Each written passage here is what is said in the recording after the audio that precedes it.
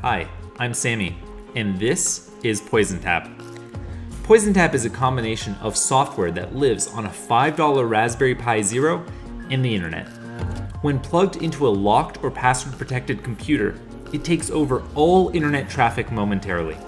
It siphons and stores all HTTP cookies for the top 1 million websites. It exposes the internal router to the attacker, making it accessible remotely. It also installs a web-based backdoor in HTTP cache for hundreds of thousands of domains, and it works even when a computer is password protected. The backdoors and remote access persist even after the device is removed and you walk away. First, let's see it in action, and then we can go into the details. As PoisonTap is being plugged in, several things are happening. Although this machine is unlocked, the same attack will work when the machine is running and password protected. Here, I unlock it to show you what's happening. The machine powers PoisonTap through its USB, and when PoisonTap boots up, it emulates an Ethernet over USB device. As soon as the computer detects this, it assumes there's Ethernet plugged in, and it automatically attempts to make a DHCP request out to PoisonTap. PoisonTap returns an IP address. Normally, this would behave as a secondary network interface, but PoisonTap crafts the DHCP response to make it appear that almost all IP addresses on the internet are actually part of PoisonTap's LAN. This forces your computer to start sending internet traffic out to the device instead of the internet.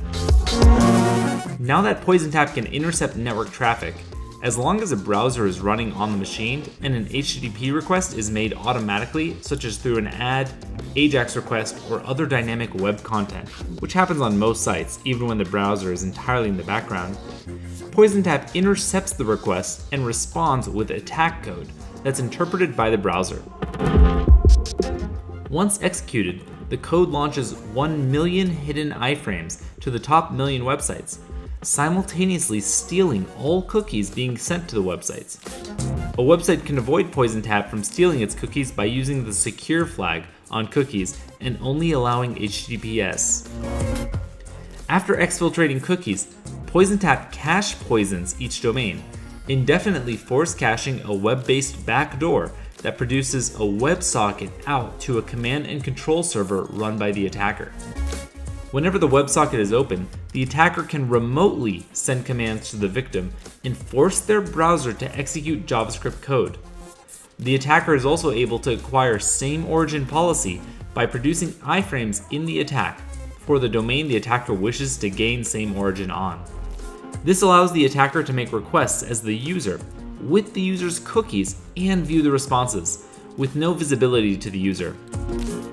Additionally, the Xframes options header is ignored, allowing you to generate iframes on non-iframeable sites, as the HTTP header is previously cached from the malicious PoisonTap response. HTTP-only cookies that wouldn't be accessible via JavaScript are also accessible, as they're sent along in the HTTP header to PoisonTap.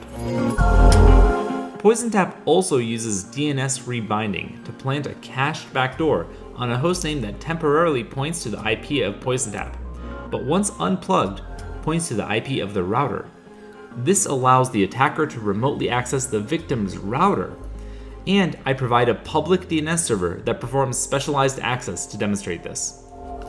The last thing PoisonTap does is poison the web cache of common CDN libraries, such as Google CDN for all major JavaScript frameworks such as jQuery. A site using the HTTP version of the framework will also run the backdoor code, allowing the attacker to control that website as well. To secure against PoisonTap as a web server, it's critical to use HTTPS exclusively. Always ensure the secure flag is enabled on cookies so they don't leak to an HTTP site, and also enable HTTP Strict Transport Security, or HSTS.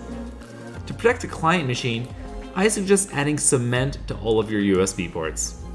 Also, if your machine supports file system encryption, such as File Vault, enabling it and putting your system to sleep each time you leave is the current solution, as the browser won't be running in memory when accessed. I've released all of the code for PoisonTap, along with an even more detailed explanation of the attacks and security, on my website at sammy.pl/PoisonTap. If you enjoyed this video, please hit like and subscribe. Also, you can join my mailing list by clicking here. Thanks. Bye.